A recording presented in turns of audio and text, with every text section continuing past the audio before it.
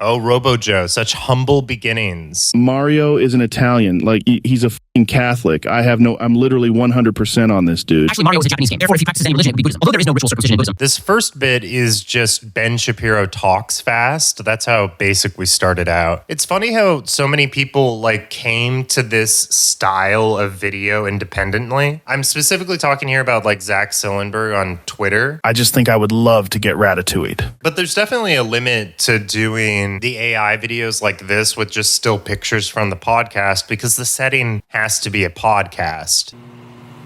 That shit fucking stinks, man.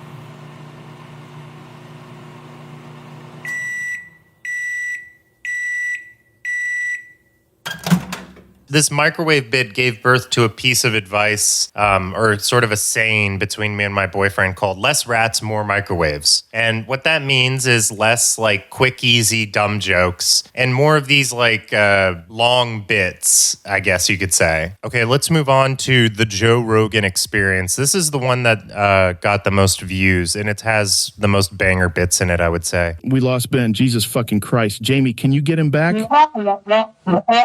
Dude, I don't think you're allowed to call them that anymore. So basically what happened was I was trying to copy Jamie's voice so I could use him, but he just doesn't talk enough on the Joe Rogan Experience for you to make an AI of his voice. I have fucking dreams, man, right? And most of them, I'd say 99% of them, they come true. One time I dreamt of cereal. Guess what? Next morning, breakfast, bowl of fucking Fruit Loops. The inspiration for this bit was a popular Joe Rogan clip on YouTube where Alex Jones literally talks about how his dreams come true. And the weirdest thing, a lady drops a thing of pickles at the store. For 5 years, I had the dream, and then one day I'm there, and it's the woman in the pickles break.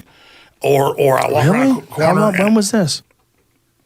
Okay, yeah. Fuck the Tame Impala bit. This is the one that went the most viral, the Waffle House versus piss debate. Would you rather work graveyard shift at Waffle House for 3 months or drink a gallon of piss? Disgusting question. This is just a ripoff of a Family Guy running joke. Would you rather be a hobo with a 5% chance of getting inherited by a rich guy or be Hitler 2 years before the end of World War II? This bit was just me taking the piss out of myself a little bit.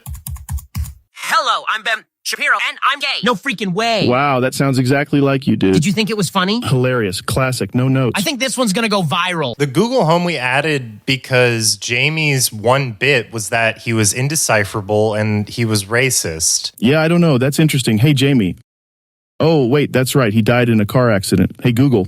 Hey, I'm Google. What the fuck you want? We actually have we had a bunch of Google Homes. And so when I was writing these lines, it would trigger all of the Google Homes if I wasn't listening with headphones. Birchwood is the ugliest fucking block in the game. I wouldn't use that shit on my ass. Not while fucking acacia exists. Bro, birch is great against this dark grass. Not gonna be a lot of grass in a fucking spire, though. Oh my God. This is a real life debate that happened between me and my friends over Discord a few years ago. I was on the pro birch side, and I was the only one on the pro birch side. I was being mobbed from all directions. But the argument really left an impact, and I thought it was always hilarious from the outside, and so I kept it in mind, and here it is. This is verbatim. I mean, I don't really know how to express these early Joe Rogan videos, even the later ones. These are things that I say, these are things that me and my boyfriend just say to each other as jokes. So I'm standing there, right? And this guy's looking at me and really looking, and I'm just standing there, posted up, you feel me? And so basically we're just fucking standing there and he's eyeing me up and down. So I'm looking at this guy, right? And I'm just standing there. What a fucking awful way to tell a story. Didn't you go to fucking Harvard? This is a ripoff of Chris Farley, and also I think The Simpsons did a joke sort of like this. So then I says to Mabel, Hi, kids. I'll finish this later.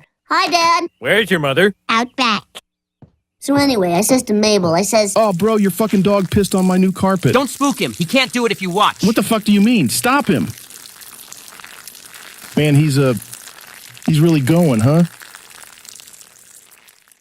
Did you just give him a treat? Yeah, so this is a microwave. I would call this a microwave, the dog pissing gag. Something that just takes up a lot of time and requires a lot of commitment to the bit.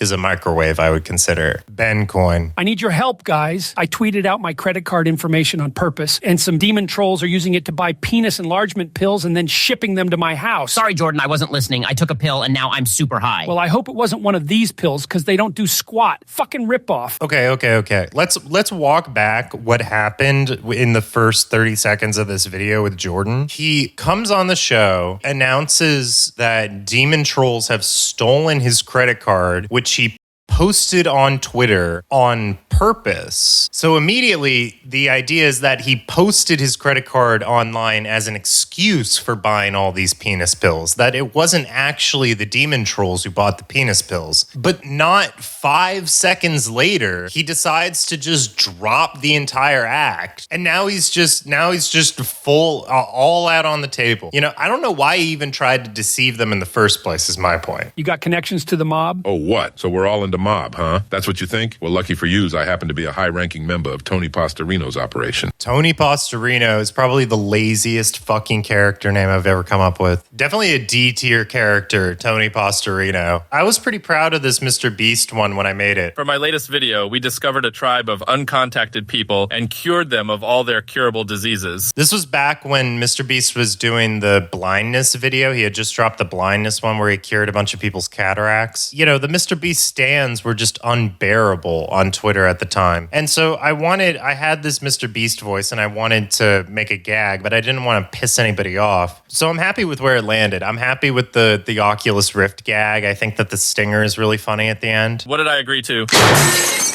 Oh, shit. What happened? A light fell on him. Is he dead? Yep, definitely. Check his wallet. Joe, where's Google? I need him. Hey, Ben, how was prison? They took away my belt. I think he's still hacked into the CIA. You probably shouldn't bother him. You'll never fucking believe what they did to MLK Jr. So I have to clear something up here. The CIA did not kill MLK Jr. Okay, I'm not like some conspiracy theorist. It was obviously the FBI. Tony Pastorino took my dick and balls. I want them back. Jordan, you miserly old coot. You didn't pay off your debts? Oh, now Jordan Peterson is a eunuch. Right. Yeah. That lasts for the rest of the entire show. The new Joe Rogan Experience. What makes it new is that I tried to make it holistic. Whereas with BenCoin, I was basically just riffing. Here, I tried to actually structure, have character motivations, you know. Greenland isn't in North America, you fucking idiot. I grew up in Canada, so I think I would know. I don't like this game. Like that's fucking relevant? How does being from Canada oh my fucking make God. you... I literally grew up geographically closer to Greenland than you. So yes, it's relevant. This is also, I'm planting the seeds for Joe Rogan and Jordan's eventual breakup in the next episode. Up until now, their arguments have been very funny and very light. But as we go on, they're going to get more bitter and less funny. I'm going home. Heh, good luck with that. The Carrie Ling virus also sells your house and all your belongings on Craigslist. Fuck this Carrie Ling shit. I love that detail. Absolutely out of nowhere. It doesn't make any sense logically that a computer virus would be able to sell the deed to your house. Jesus Christ, I barely got any fucking sleep with you two. So what? The implication of that line is that they all slept in the studio, by the way, because they're all homeless. It was Ben's idea. He's the schemer of the group. I believe the gentleman under the table has knocked himself out. Shit, man, is he bleeding? Oh, shit. Yep, he's bleeding pretty bad. Oh, shit, this is like an actual emergency. Okay, so there's something that gets me about just immediately escalating a situation to a medical emergency. Like a scene is just progressing as normal, and then oh fuck, one of the characters. Like that scene in Nice Guys when he punches the glass. As long as you get the results. Ben runs for president. Ben, you and only you can save the future of the conservative movement. Just don't wake up, Ben. Don't wake up. What? I love that too. Imagine you're in a coma and like your hero comes to you in the form of the ghost and just tells you to go into the light. Me. Congratulations, Joe. You'll be my future vice president. Boom. bitch. This is the dumbest fucking thing you've ever done. It is. It's the dumbest fucking thing that I've ever done. This whole Ben Runs for President series just sucked the soul out of me because I was uploading it daily. I was writing the story daily. Every single scene was coming out just within 24 hours of one another. It was such a pain in the ass. I don't know why I did this to myself. I've structured my writing schedule now where I YouTube poop and then I write, and then I YouTube poop and then I write, just so that I don't get burnt out on either one too quickly. I mean, I really think you guys would be bad for the country. We should call ourselves the Fancy Crackers. Hold that thought, Benny boy. That was the original title of the video, by the way, was the Fancy Crackers. We need a pathetic, sad sack of shit to take the fall for all our crimes. Preferably an irredeemable, gross, disgusting piece of garbage who no one loves and no one cares about. You know who I'm talking about, right? Ugly guy. Talked a lot about rats. People on Twitter thought that this is,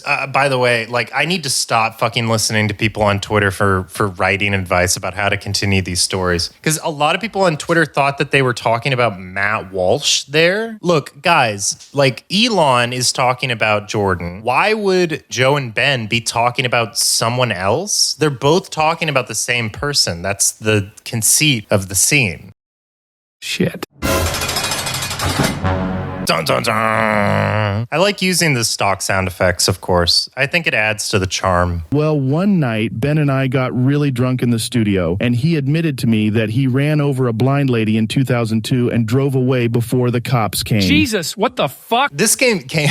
I love how this comes out of nowhere. I think it becomes like a funny bit. But I should have planted the seeds earlier about like the Google Home and everything like that. Mr. President, many have alleged that the original Joe Biden has died and that you have been replaced with the Disney World Hall of Presidents animatronic Joe Biden. Is there any merit to these allegations? Negative. I'm as healthy as ever. This bit came straight from my boyfriend to do the Disney World animatronic Joe Biden. So it's a joke about his age, of course. Like, you know, what if Joe Biden dies before he's in office? They're just going to haul his corpse up on stage and run him anyway. So this is where I use the R slur. Honestly, honest question, and I'm being completely serious right now. Have you ever been tested for medical retardation? You're out of the campaign. First of all, right up front, I am very autistic. I don't know if you can tell. Other than that, I just wanted something that would shock the audience. Like, I wanted everybody to turn on Joe. I wanted people to dislike his character. Ben Shapiro responds appropriately. Like, he gets up and he says friendship over and all that stuff. So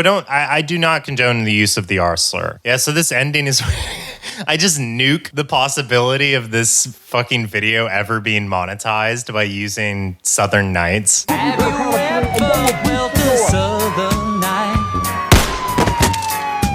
Either you like it or you don't, you know? This is a microwave, to be sure. I would even call this what I call, like, a Conway Twitty. So, like, you know the Family Guy bit where, like, ladies and gentlemen, Mr. Conway Twitty. Well, that's a bit that you either laugh at or you don't, you know? It takes a lot of investment from the audience, you know? I'm going to talk about the ending a little bit here. So the moral of the story is the billionaire always wins. You can see this final page is supposed to sum up everything that happened so far. BenCoin hits 3 cents. Their pathetic achievements mean nothing in the grand scheme of things. Musk ends up getting what he wants anyway. Joe Biden and the Democrats concede, and they just do exactly what the conservatives want. It's a very bleak ending, to be sure, but there's a little bit of an ironic, bitter satisfaction to watching the antagonist blow their brains out. Let's look at The Gang Goes to McDonald's. A lot of people were very critical of the animation when I first made this, which was very disheartening. Now it doesn't get to me. It's like South Park, you know what I mean? If you're turned off by the animation in South Park, like, get the fuck out of here. Excuse me, sir. Are you there? Yes? Sir, as we speak, I am holding a Ruger Security 9 9mm pistol to my temple, and it is cocked and loaded. What the fuck? Threatening to kill yourself to get a McMuffin has been like the funniest fucking thing to me for the longest time. That stop sign shouldn't even be there. Let me handle this, Jordy. Give me that. He does it again. Are you downtown? Nah, we can't, man. The weirdest shit just happened. So we get pulled over, right? Fuck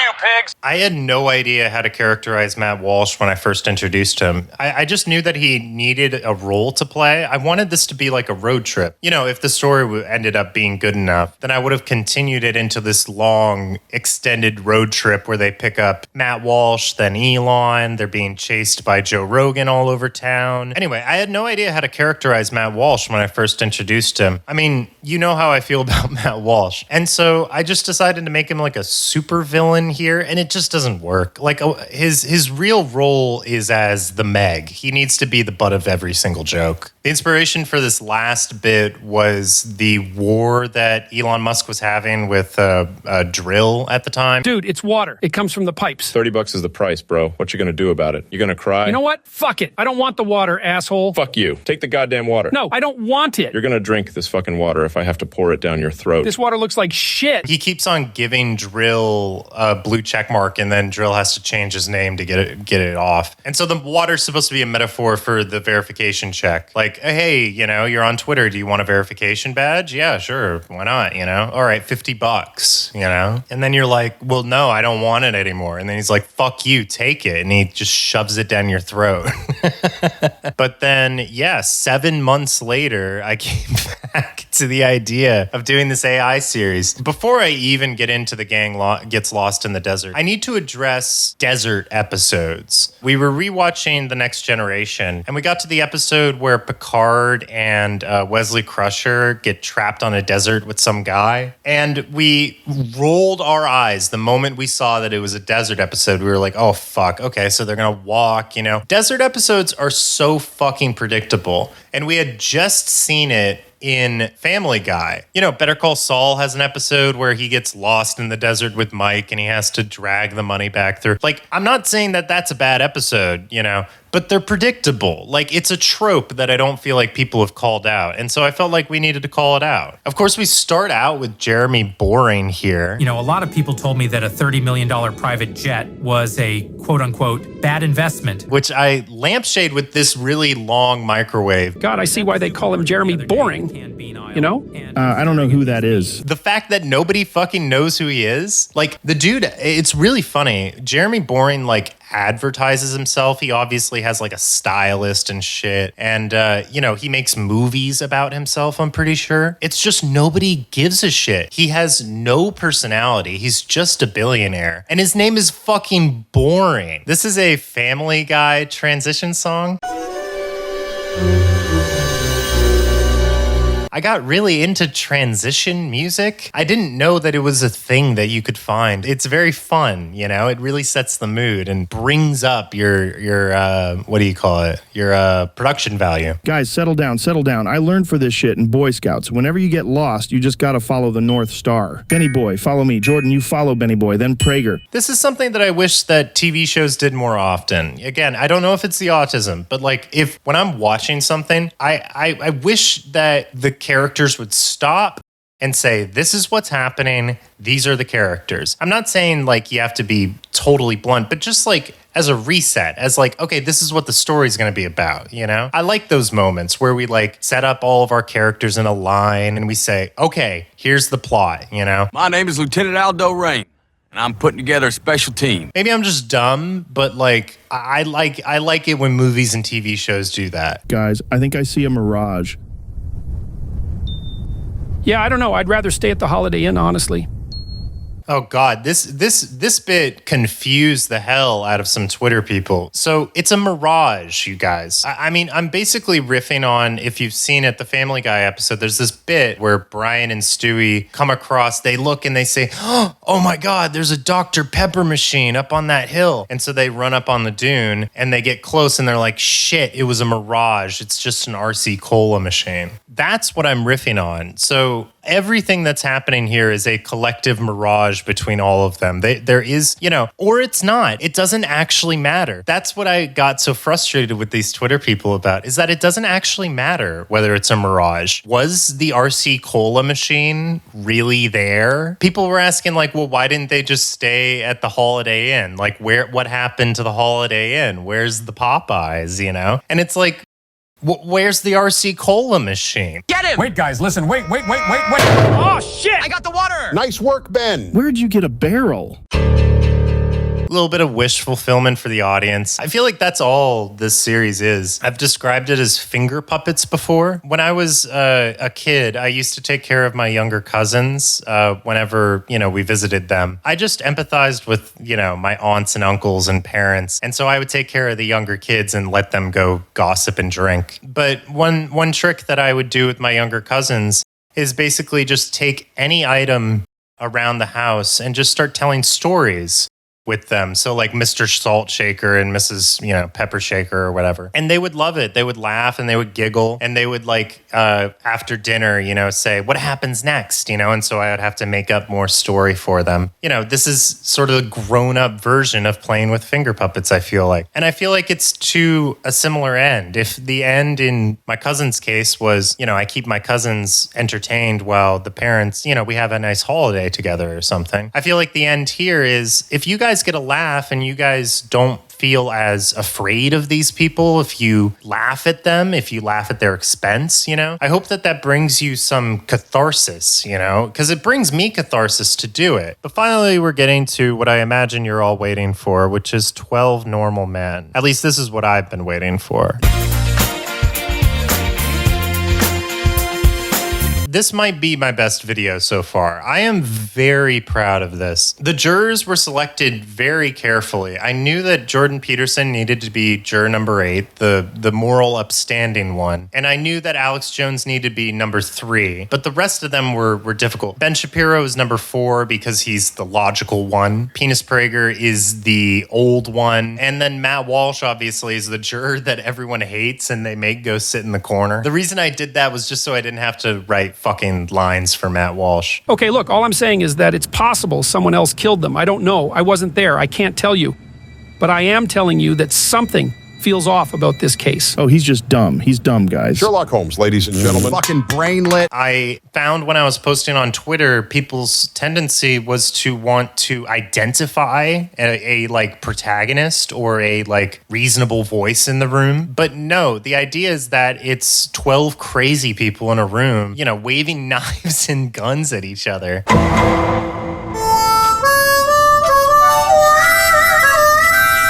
My boyfriend came up with this. He was like, the vibe of this next scene should be a prison. It should feel like they're in prison. I recommend writing with a partner, especially if they're a good writing partner. Come on, guys. This isn't how we fight. We'll hear out his stupid point, and then we can force him to change his mind. This isn't how we fight. That's a reference to the text, I believe, that got Tucker fired from Fox. He said, this is not how white men fight. Think you're fucking slick, huh? Gonna sneak on the jury of your own homicide and pin it on some poor sap. Not on my watch. I'm changing my vote to not guilty. Basically what's happening, to slow it down, Andrew Tate is voting not guilty because he thinks Jordan murdered the orphans. And then everyone just hops on board with that idea. But of course, it raises the question, why the fuck would the orphan killer hang the jury if he was the orphan killer? He would want the guy to be pinned with all the crimes and then get the fuck out of there. Why would he hold up the jury? Wait, so now he's the killer? I'm changing my vote to him. That's not how fucking juries work. None of us are the fucking killer. Alex Jones's character was probably the most interesting and fun to write. He's the smartest of the bunch, which isn't saying very much, but he's more or less just coincidentally right when it comes to his guilty vote. I think he's just bloodthirsty. Ready? Oh shit. No way, 3, bro. He's not gonna do 2, it. 1. Fuck! Oh shit! I got the gun. I'm fucking shot! So I had so many ideas. I wanted it to veer even further off course before we brought it back to this point. I wanted it to go into like a lighthouse reference, and then I wanted it to become like a murder mystery, and then I wanted it to become The Thing. Like it was just going to get progressively darker and more off track as the characters like into the night become crazier and crazier. It would have added just like another 5 minutes to the video that I just had no energy to animate. Yeah, I'm very proud of that video. I think that it came together really, really well in the end. I think it has the vibe that I want, which is like a storyboard for a show that doesn't exist, you know? Oh, wait, shit, we didn't finish. I forgot about the gang travels time. Jordan, listen to me. Do not go in the time machine. I come from a future where man has been enslaved by... Sorry about that. Those guys have been coming in all day. I was just completely fucking around. Like, I had figured out the animation. I had figured out how to do like these basic tricks. And so I just wanted to fuck around, to experiment, because I wanted to also like separate the universe entirely from the realm of the podcast. Where is that motherfucker? Where is he? Ben, calm down. Excuse me, gents. You don't happen to have any revolutionary scientific ideas, do you? There! Come here, motherfucker! By the way, there's no reason why Ben Shapiro goes after Isaac Newton. I had nothing in mind. I just thought it was hilarious. These cavemen are voiced by me. Joe Smart, Tony Iommi. I have a pretty good deep growl. This finale is disappointing. Guys, you might want to look at this. You maniacs! Maybe we shouldn't have left baby Hitler with Moses. I didn't have an end bit in mind at all. I just went with my first idea. Hillary wins, you know? They're conservatives. They don't want Hillary to win. Bada bing, bada boom. There's your gag. If you made it to this point in the video, you must be a super fan. Again, I do not know where I would be without you guys. This YouTube channel has been a surprisingly interesting project, and I am extremely excited to see where it goes next. I have a lot of ideas. I'm going to take a break from the AI, I think, until I have just an idea that I have to do, you know? But when I do, I want to up the production value even more. You know, I'm happy with the animation as it is. It's just, I'm not an animator, and so it just takes me so long to do what I feel like are very basic visuals. If I could work with an animator and give them the audio, give them the scripts, give them my storyboards, and just tell them what I wanted them to do, that would be incredible. I feel like I could make something, you know, great with the right animator. But, you know, who knows? Right now, I'm just gonna go back to the YouTube poops. Okay, guys, see you next time.